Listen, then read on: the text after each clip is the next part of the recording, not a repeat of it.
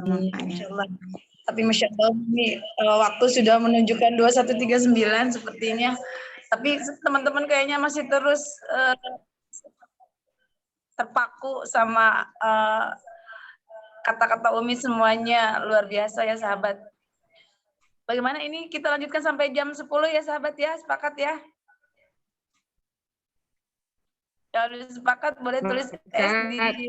Lanjut. Lanjut, Masya Allah. Ya Umi, menindaklanjuti dari yang disampaikan semuanya, Masya Allah. Ucapanmu adalah bagian dari kualitas ilmumu, Masya Allah. Pantas banget ya seorang Umi menjadi seorang ambasador, karena semuanya ilmunya bagi saya nggak ada tulangnya, nggak ada tetelannya, semuanya daging, Masya Allah. Ya sahabat makan Allah, mungkin hanya memberikan sedikit arahan aja kepada Umi ya, dan yang lainnya juga, supaya malam ini ada beberapa bisa menarik benang merah apa yang membuat kita hari ini menjadikan semakin jalan juang kita semakin terus berkobar tentunya di HMI. Sebab perlu ketahui bahwa ketika Umi bertanya kepada saya di kamar itu, kamu LED tahun berapa? Saya jawab tahun 2020 bulan Maret saat pandemi melanda. Apa yang beliau katakan? Masuk lagi nih.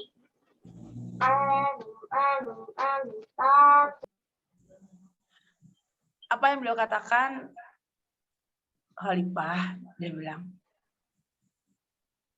LED kamu di tahun 2020 itu hasil dari perjuangan kamu 2 tahun yang lalu. Masya Allah, tabarakallah, itu sama sekali di luar nalar saya. Dan seolah-olah ini otak saya kembali lagi ke tahun 2018, 2019. Ya seperti itulah. Artinya Umi yang saya kenal di inaugurasi ya, yang sama sekali saya tidak kenal sama sekali secara zahir, secara langsung. Sedikit banyak beliau sudah memahami itu ya, pada perjalanan sebuah kesuksesan di HNI. Bukan berarti hari ini saya masih termasuk orang sukses, artinya 2 tahun yang dilakukan itu memang benar-benar yang Umi bilang gitu ya. Udah kayak orang bego gitu Mi ya, jalan sejalan-jalannya, mau udah jatuh, udah masuk, kayaknya udah kaki itu udah masuk ke lubang, terus dia jalan gitu ya. Sampai sahabat perlu ketahui, saya tuh datang ke rumah mitra naik motor, nggak tahu, pokoknya totalnya udah sampai waktu saya collab, dan kemarin sudah saya jadi LED 2 kali ke rumah beliau, saya nggak ketemu rumah beliau gitu. Masya Allah, bukan karena pertolongan Allah ya, Masya Allah. Dan hari ini udah nggak diizinin lagi sama suami untuk naik motor ke rumah itu mitra gitu. Ya Allah ya Rabb. Dan semakin terbuka bahwa kita makin cinta kepada diri kita sendiri sebelum kita melihat orang-orang sukses. Ternyata dalam diri kita itu potensi untuk meraih kesuksesan itu memang luar biasa. Dan saya kembali lagi ingat dengan kata-kata Bu Pepi, apa yang beliau katakan, sejatinya seorang ibu adalah melahirkan anak ingin lebih baik dari ibunya. Seorang Bu Pepi, beliau mengatakan demikian. Artinya hari ini saya lahir dari rahim seorang Bu Pepi. Beliau memberikan semangat kepada saya gitu. Jangan sampai hari ini tuh Pepi seperti itu, berarti yang dilahirkan dari Bu Pepi harus lebih dari Bu Pepi gitu. Dan itu membuat saya jadi semakin mandiri, Umi, Masya Allah. Dan lagi-lagi ketika bikin Zoom kadang-kadang ayah, Neng materinya apa gitu. Saya merasa ya Allah ya Rob, materi yang diberikan sama pihak manajemen ya, itu udah luar biasa. Tapi yang saya butuhkan adalah manajemen kolbu. Menata hati, karena tangan saya tuh nggak sanggup untuk bisa menggenggam mitra-mitra saya yang jauh gitu. Saya butuh manajemen hati, dan saya temukan di Umi, Masya Allah. Artinya sahabat yang hari ini jauh dari mentor, jangan berkecil hati, yakinkan aja walaupun kita jauh di mata, tapi yakinkan bahwa hati kita tuh sudah menyatu, visi misi kita sudah selaras, seirama gitu ya. Jadi sahabat, bukan berarti support system itu nggak perlu kita pelajari, bukan, tapi yang lebih ruhnya di dalamnya itu software-nya gitu ya Mi ya. Sahabat semua, software-nya ini yang mesti kita harus tata gitu. Karena apa? Kalau software-nya kita sudah menyatu, mau jalan kemanapun insya Allah akan ketemu. Gitu. Mau cara bagaimanapun gitu ya Mi. Artinya pastinya teman-teman pasti punya metode dengan cara yang berbeda-beda gitu ya. Tapi kalau kita sudah menyatu hati kita gitu, tidak ada kata tidak mungkin gitu. Dan lagi-lagi saya juga belajar sama Umi dan Ustadz Rahmat. Kalau kamu tidak mampu memberikan edukasi di Nabawinya, tapi kamu bisa dengan motivasi yang kamu punya, berikan saja ilmu itu. Ya Allah ya Rabb, saya tambah menangis ya. Artinya sahabat yuk, jangan kita berdiam diri atau berjalan di tempat. Ternyata ketika kita duduk bersama leader-leader yang suksesnya lebih dulu, pastinya kita akan menemukan jalan yang selama ini mungkin belum ketemu gitu ya. Yang kadang-kadang disampaikan sama mentor kita nggak paham-paham gitu ya. Masya Allah, ini bagian dari doa-doa kecil sahabat yang hari ini mungkin sudah dipanjatkan 2 tahun yang lalu. Pada dari itu sahabat yang mungkin hari ini posisi seperti ini, mungkin kita nafsu memberi niat kita bagaimana 2 tahun untuk mencapai itu, berarti semuanya harus dibenahi gitu ya Umi ya. Yang perlu digarisbawahi bahwa kita harus mendekati orang-orang yang jauh lebih sukses ya, mau nggak mau kita gitu. Walaupun Umi secara nggak langsung ngomong, sering nggak tahu sama Umi, mumpung ngasih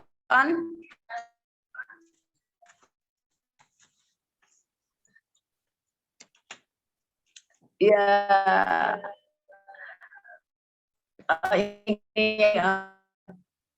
kita sama-sama profesi sebagai guru ya Umi. Ketika mengambil keputusan Umi untuk waktu itu seperti apa yang membuat Umi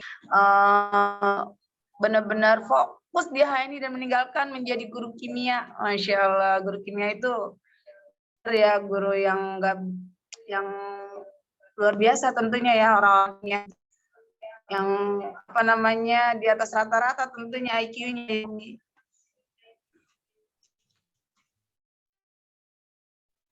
Baik, Masya Allah, meninggalkan dunia guru sebenarnya tidak. Sebenarnya saya tetap jadi guru. Bedanya barangkali kalau dulu guru kimia, sekarang mungkin guru kehidupan. Guru kehidupan ya. Masya Allah. Nah,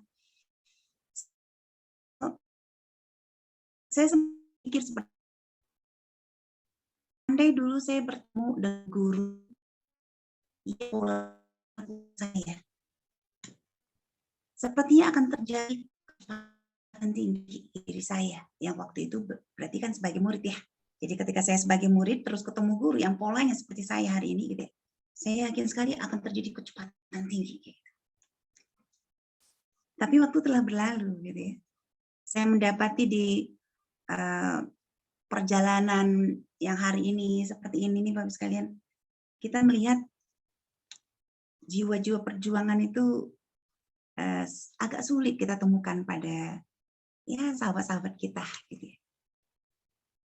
Saya sering berpikir seperti ini, cukup satu saja ada orang yang berjiwa pejuang di satu komunitas, itu sebenarnya akan berefek kepada komunitas itu secara keseluruhan.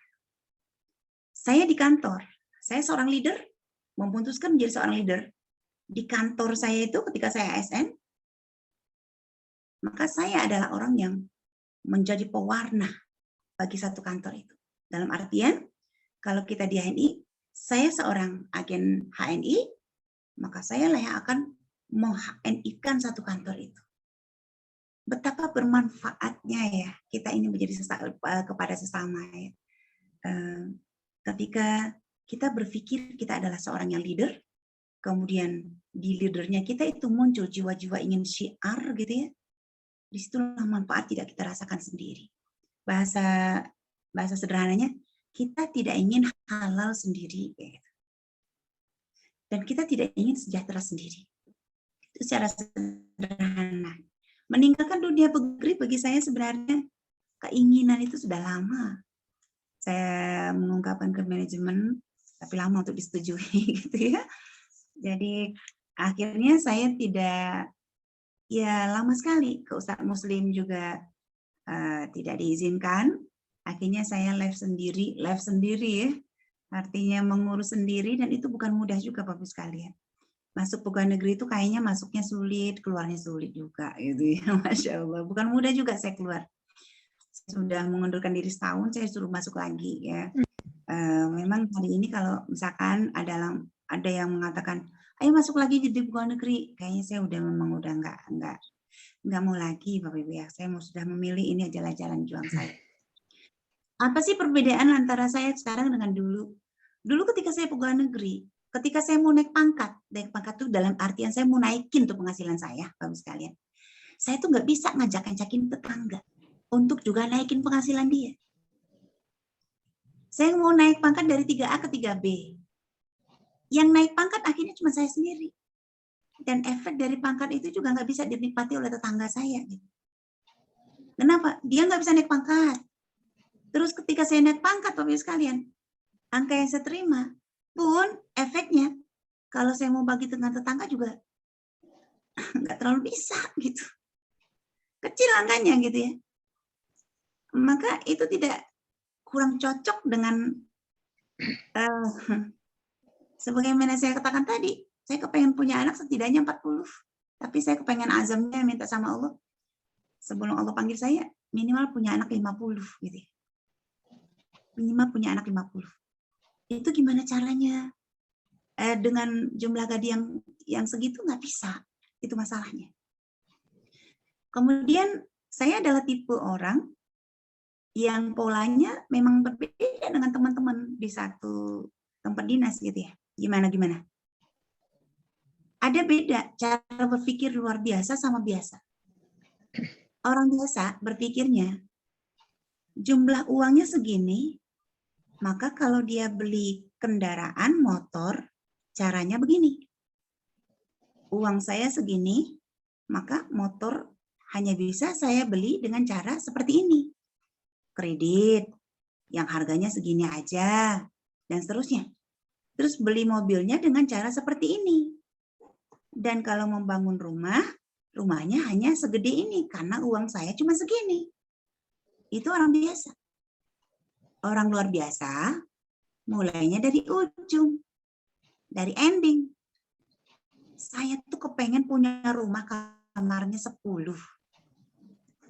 Saya tuh pengen punya rumah kamarnya 10. Masalahnya adalah keuangan saya cuma segini. Bagaimana caranya supaya kamar yang 10 ini tetap jadi, walaupun keuangan saya segini. Apa ya yang harus saya lakukan? Oh, saya harus melakukan ini. Saya harus mencari tambahan penghasilan. Lalu saya harus bisa lakukan ini. Saya bisa begini, saya begini. Di kemauan punya rumah besar, itu muncul jalan-jalan ketika kita membandingkan dengan kekuatan penghasilan. Orang biasa berpikir keterbatasan. Orang luar biasa berpikir tak mungkin ada batasan. Dan dia selalu ingin dalam posisi terbatas. Itu orang luar biasa. Maka kejadiannya kalau dia ingin bangun rumah, di keterbatasan penghasilan, dia mempertemukan dirinya dengan hutang. Teman-teman saya. Yang saya pilu, teman-teman gitu, keluar uang dari hasil peminjaman, mereka luar biasa. Senang banget di kantor. Mereka mengatakan begitu mudah proses dan seterusnya. Saya pilu. Itu berhutang gembira. Gitu. Bukannya tunai yang harusnya gembira. Tapi bagi teman-teman saya yang berpikirnya dia hanya bisa menyelesaikan cara PNS biasa. Yaitu bangun rumah, caranya adalah dengan menyimpan surat di sebuah tempat dan kemudian keluar uang. Dan itu dilakukan secara merata di teman-teman saya. Jangankan para staf, para guru, karyawan, pimpinan saja melakukan itu. Saat itu pimpinan pernah bergurau kepada saya. Bu Tuti ketika syukuran rumah beliau, Bu Tuti tahu berapa biaya rumah saya ini. Saya jawab, berapa ya? Berapa?